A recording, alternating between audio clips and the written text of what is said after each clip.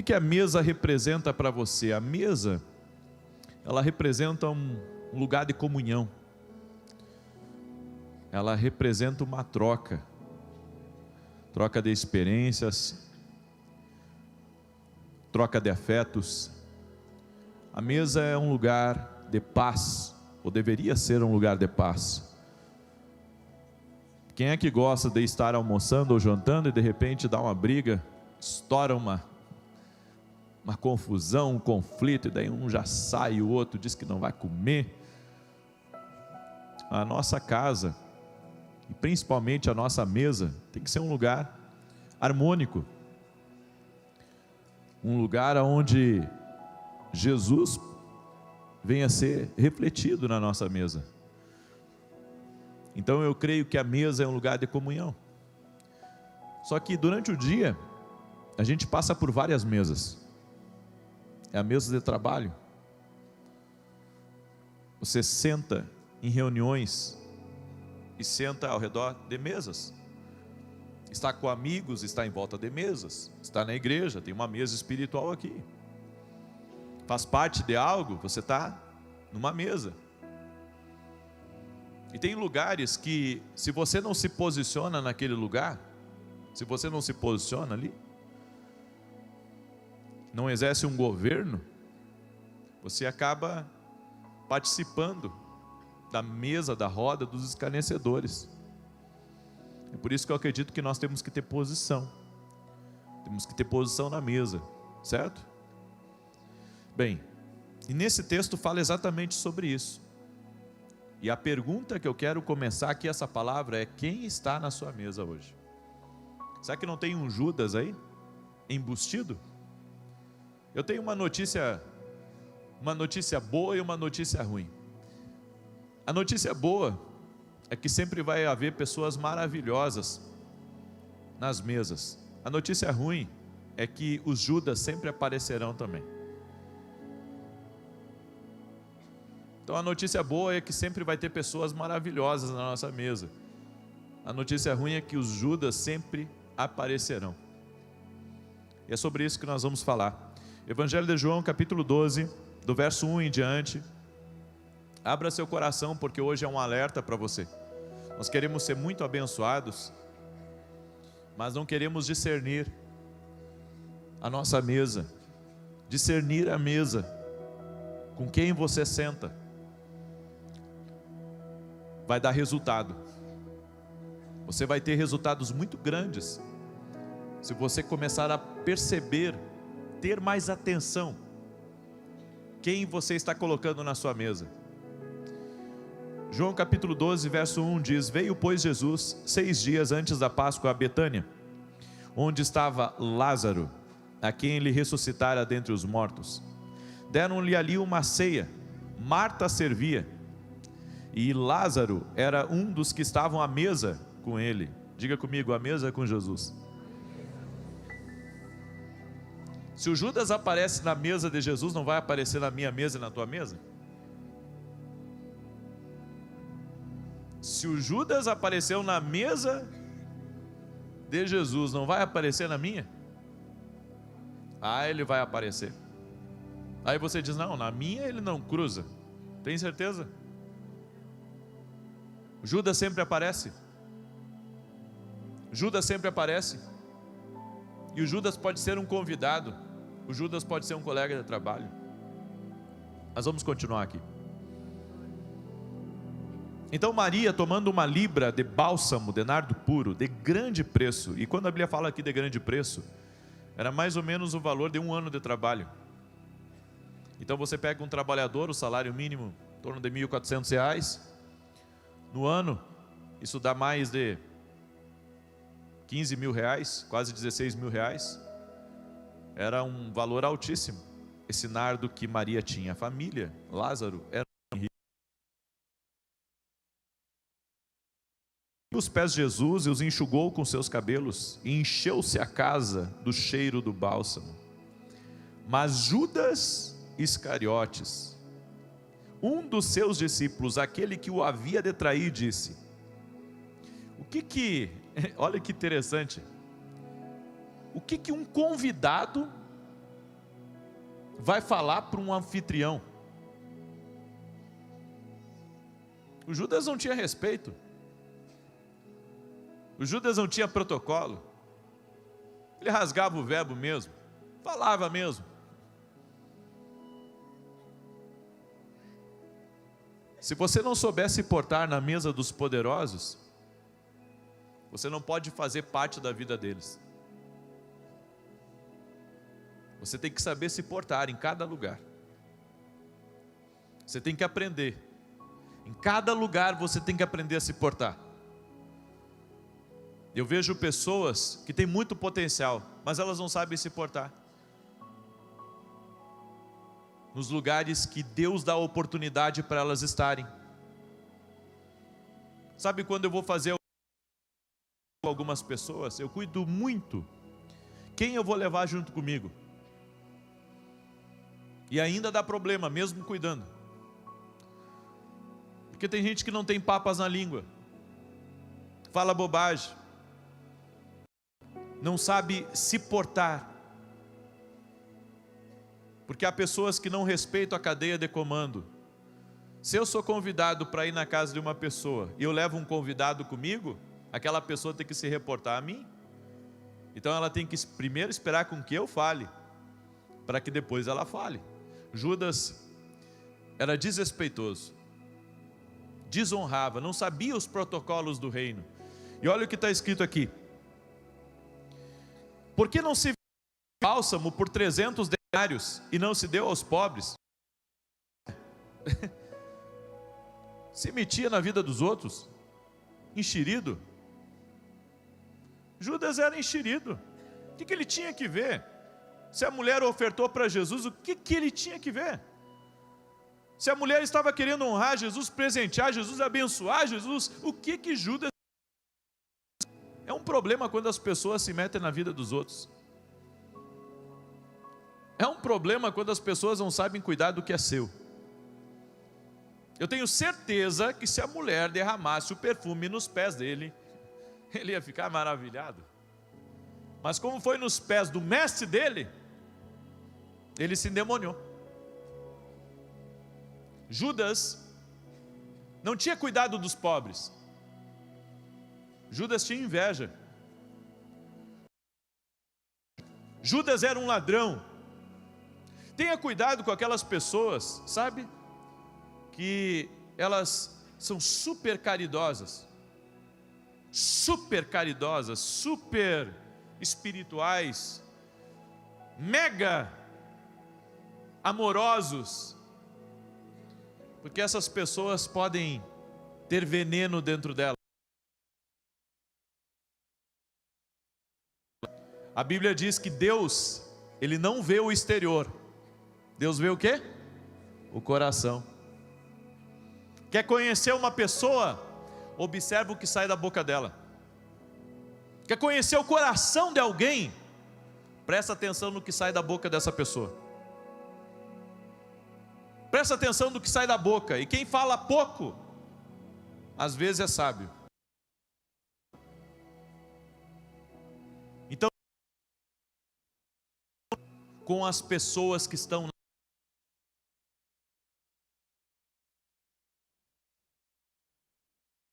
discernimento que estão ao teu redor. Será que você consegue discernir bem as pessoas que fazem parte da sua vida?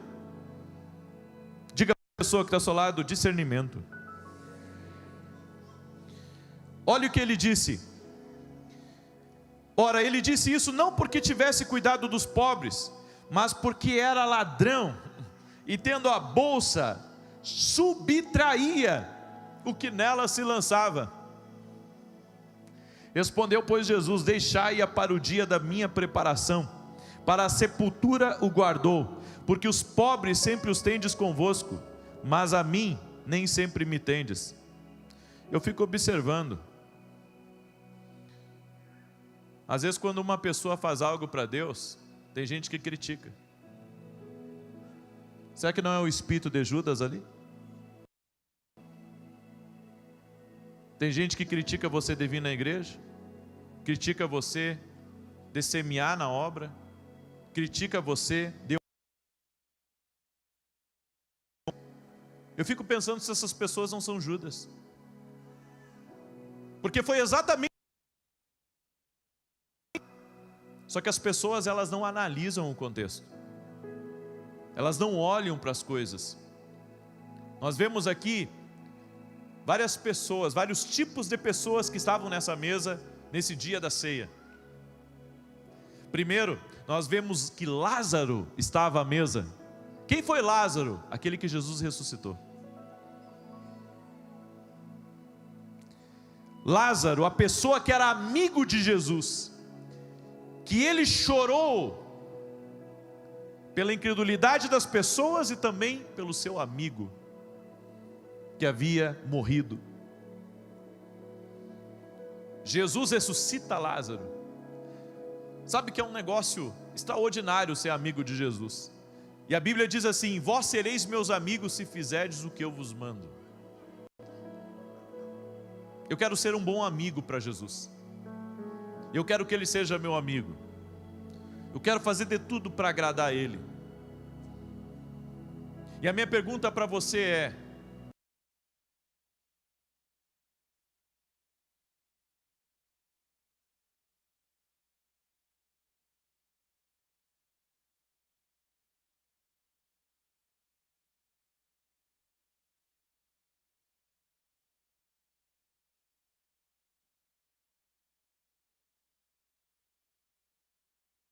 um amigo genuíno não lhe abandona. Ele trai. Nós vamos falar logo desse jaguara. Mas o amigo de Jesus está sempre com você. Não te abandona. Ele não te abandona, ele está lá. Lázaro era esse amigo. Entenda, você está prestes a adorar a Deus com as mesmas pessoas que você entrou em guerra por elas. Toda pessoa que você guerreia pela vida dela, vai chegar o momento que você vai adorar a Deus junto com ela.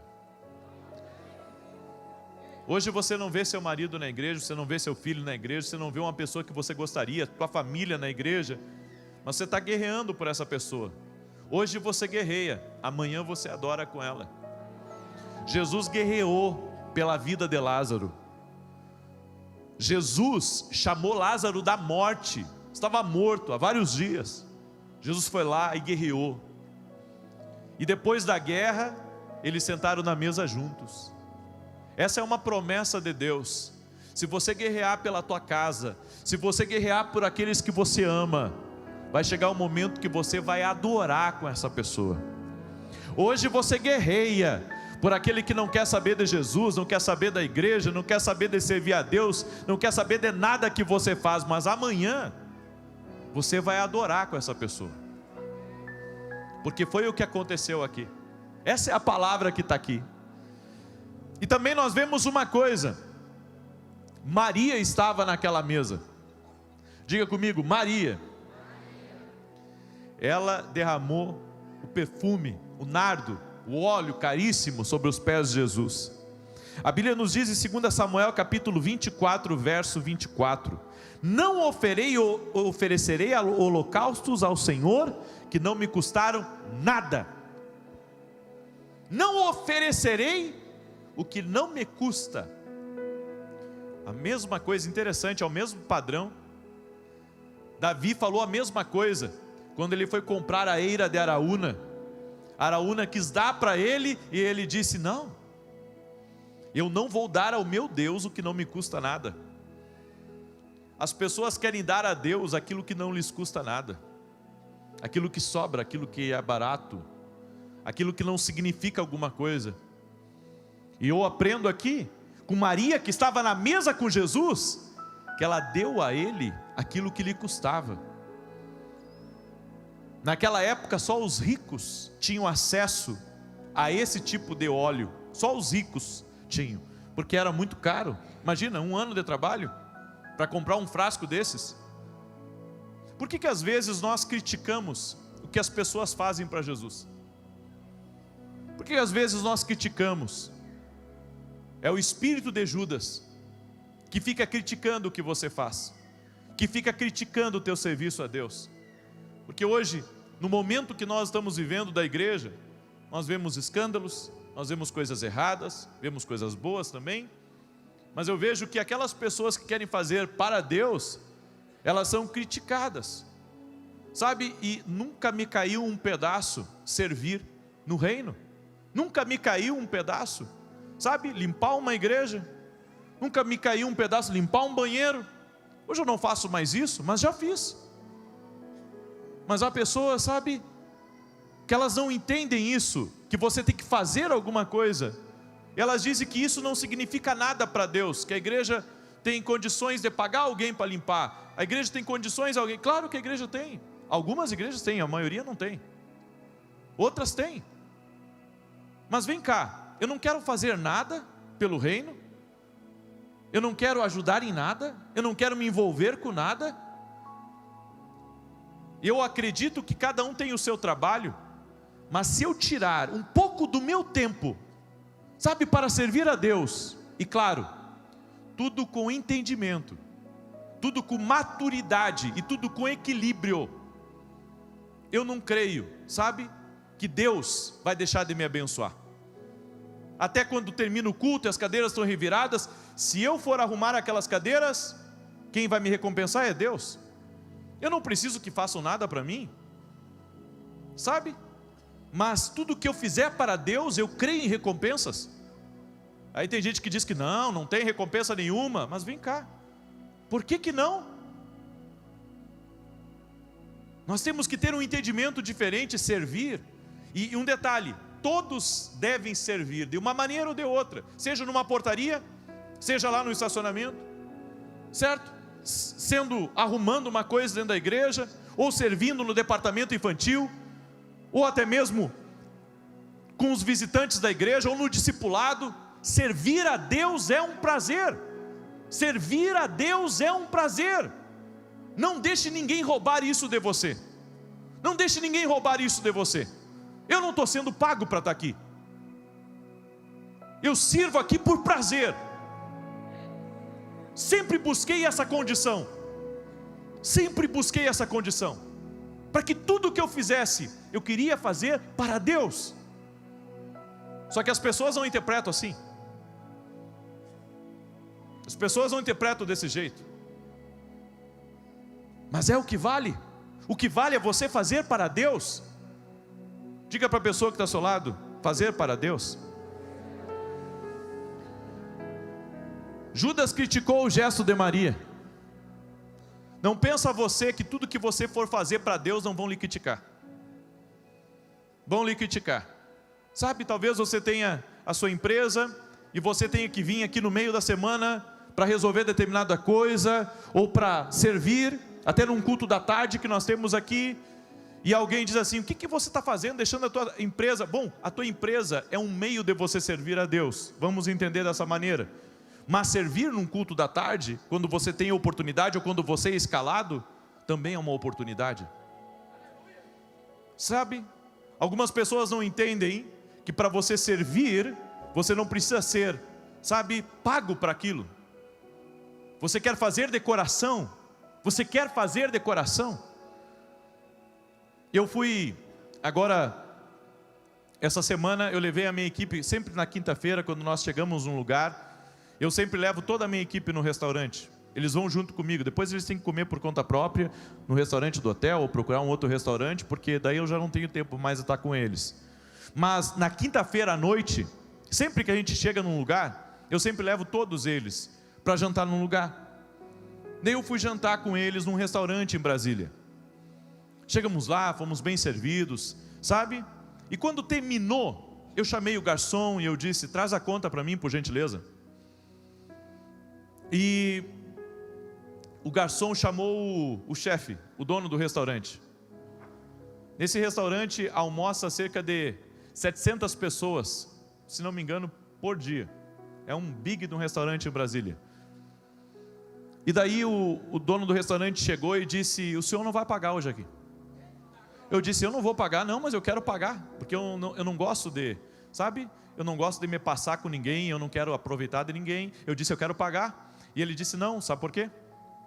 Porque eu e a minha esposa acompanhamos o Senhor nas orações. E nós queremos, é o mínimo que a gente pode fazer. Por tudo que o Senhor tem feito, nós queremos lhe abençoar. Nós queremos semear no Senhor, na sua equipe. Eu disse: homem, você está me deixando constrangido. Ele disse: não, de maneira alguma. Eu faço isso de coração. Ele disse: é de coração. Eu quero que o Senhor receba. Você sabe que quando ele disse assim, que é de coração, eu quero que o Senhor receba, dentro de mim eu estava uma guerra. Porque eu sei como é que é. Eu sei que as pessoas às vezes criticam quando alguém quer fazer uma coisa de coração, porque as pessoas pensam tudo que os outros fazem tem que ser pago. Tudo tem que ser pago. Mas dentro do meu coração, sabe, eu estava numa guerra dentro de mim, né? E eu estava insistindo com ele. Daqui a pouco a minha excelentíssima toca no meu braço e disse assim: aceita a bênção. Aceita, aceita. Ele quer te abençoar. Não seja orgulhoso.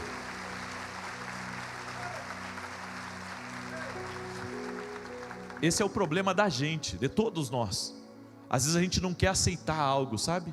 A gente não quer aceitar, porque sempre vai ter um Judas para dizer assim: não, deveria ter pago.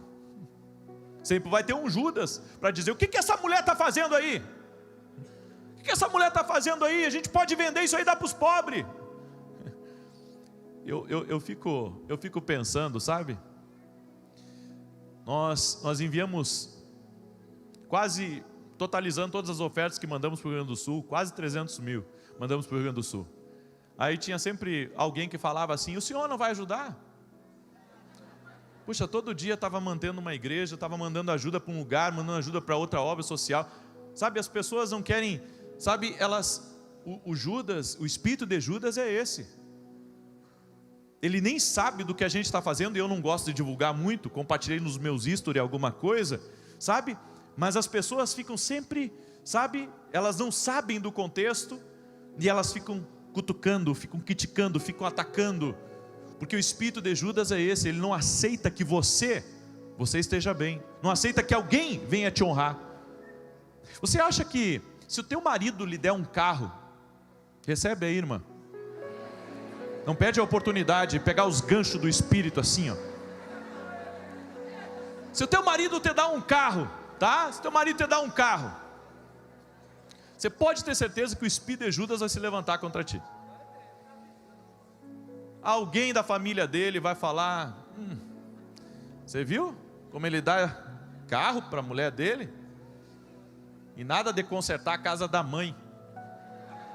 São quantos filhos? E aí só um tem que se preocupar em consertar a casa da mãe? Eu não entendo isso. Mas o espírito de Judas sempre vai se levantar. Toda vez que você for abençoado, toda vez que algo bom acontecer com você, toda vez que um presente chegar a você, sabe, o espírito de Judas vai estar ali, na mesa, na sua mesa, para se levantar contra você, para de alguma maneira tentar bloquear a tua bênção. Gente, eu acredito que sempre vai haver esse tipo de espírito na nossa mesa. Qual foi a última vez que a sua adoração foi tão poderosa que provocou os inimigos e as mentiras ao seu redor ao falar? Sabe, eu já pensei em não contar algumas coisas do que a gente faz, porque tem pessoas que não gostam quando a gente fale. Sabia? Tem pessoas que se incomodam quando a gente fala uma coisa boa, porque isso provoca o espírito de Judas. Isso provoca, sabe? Você pode ter certeza, quando alguém chega aqui e conta que não podia engravidar e engravidou, alguém fica desconfortável, porque o espírito de Judas tenta sempre se levantar, que é o mal que pode vir sobre qualquer um de nós. Você ficar desconfortável. Sabe, quando nós vemos algo bom acontecendo na vida das pessoas, você tem que se alegrar, você tem que abençoar. Você não pode amaldiçoar, você não pode criticar, você não pode deixar o espírito de Judas se manifestar através de você. Nós temos que ser diferentes, nós temos que abençoar. A empresa está crescendo, glória a Deus, que prospere mais. O irmão lá trocou de carro, glória a Deus, que Deus abençoe ele mais. Você está entendendo? Quantos moram em cidade pequena aqui? Levantem a mão. Bem, cidade pequena, você sabe, tudo é notícia. É assim, eu vim de cidade pequena, eu sei como é que é. As pessoas sabem mais a vida da gente do que a gente. Bem, se você conhece a vida das pessoas e você vê algo bom acontecendo com elas, abençoe, libere palavras de bênção, porque isso vai fazer você permanecer na mesa com Jesus. O que as pessoas não entendem é que o espírito de Judas tira elas da mesa, tira elas da comunhão com Jesus. Ter o espírito de Judas, ter as atitudes de Judas, vai tirar você da mesa. Por isso que você não tem que ouvir qualquer pessoa. Tem pessoas com o espírito de Judas falando, e as pessoas estão lá aplaudindo, é isso mesmo.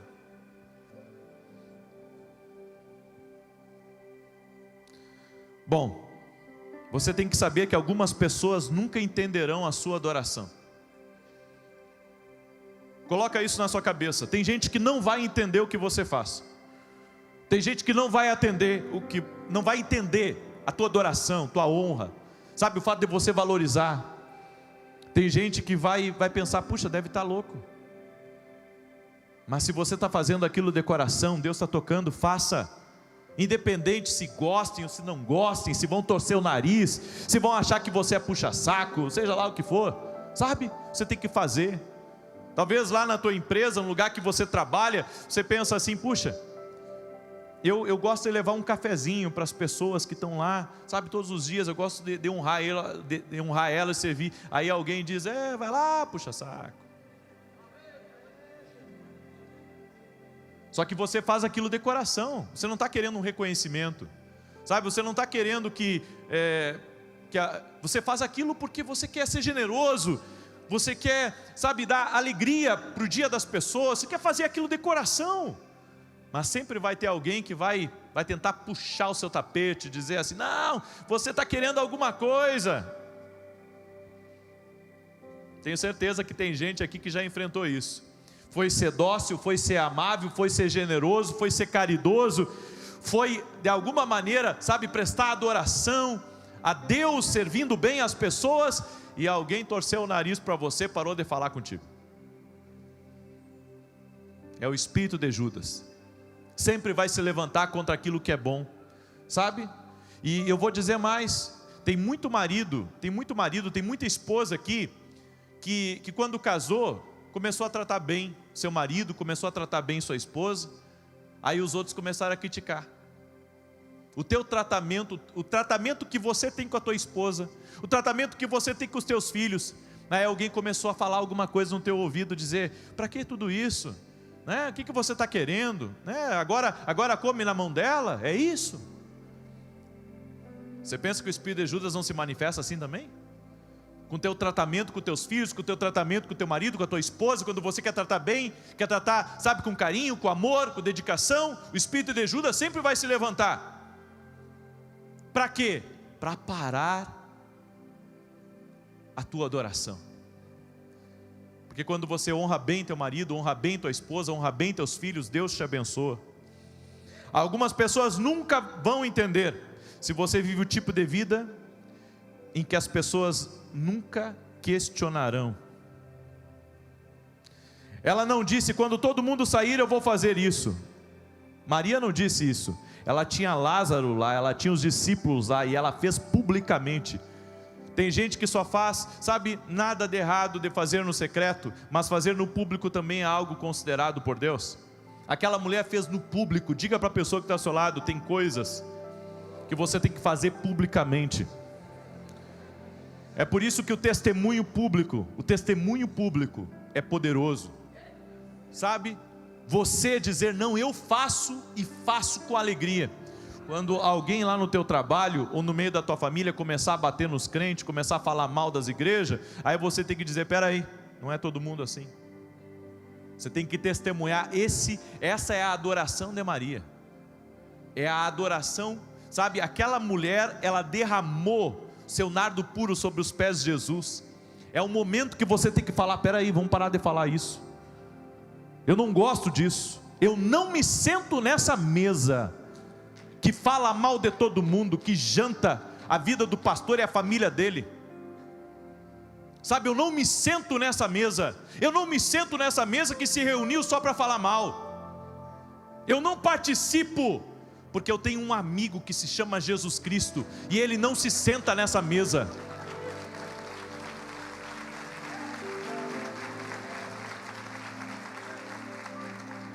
E a minha pergunta é: qual a mesa você tem sentado? Você tem sentado na mesa dos Judas? Eu vou trocar de mesa. Eu não quero ficar na mesa com Judas.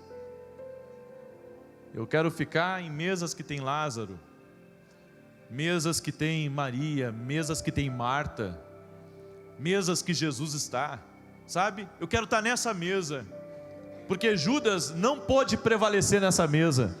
Sabe quando alguém se afasta da gente, e a gente não entende por que se afastou? Espírito de Judas se afastou da mesa. Se afastou da mesa. Interessante que Jesus, sabe, Jesus nunca tirou Judas da mesa. Jesus nunca tirou. Mas teve um momento que Jesus estava fazendo a ceia, em outro momento, e ele disse para Judas: o que tu tens que fazer, faça rápido.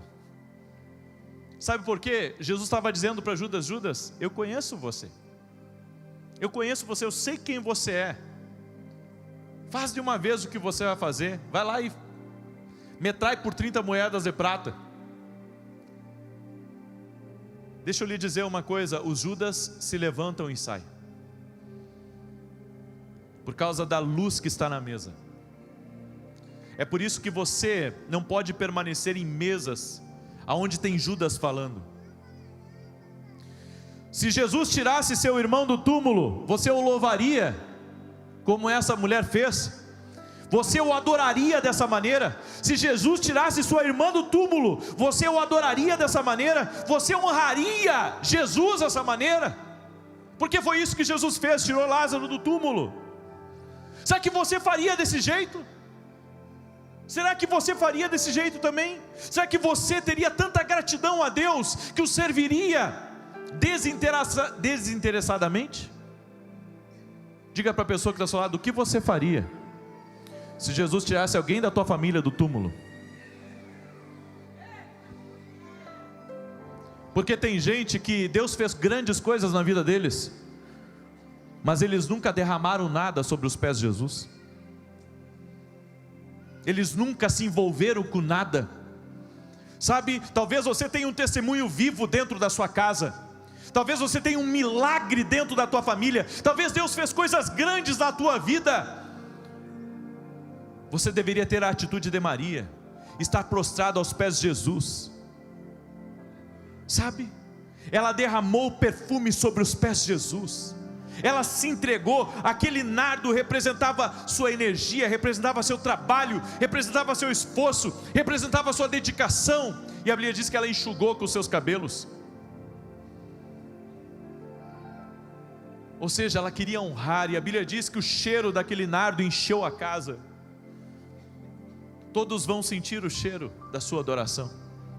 Todos vão saber que você serve a Deus. Todos vão saber que você adora Ele. Todos vão saber que você é dele. Todos vão saber que você é uma pessoa de oração. Todos vão saber que você é uma pessoa fiel a Deus. Todos vão saber que você tem uma aliança forte com Deus. Todos vão saber que você não é corrupto. Todos vão saber que você é uma pessoa íntegra, que você é uma pessoa honesta. Todos vão saber que você é um bom pai de família. Todos vão saber que você é uma pessoa que realmente serve e serve de coração.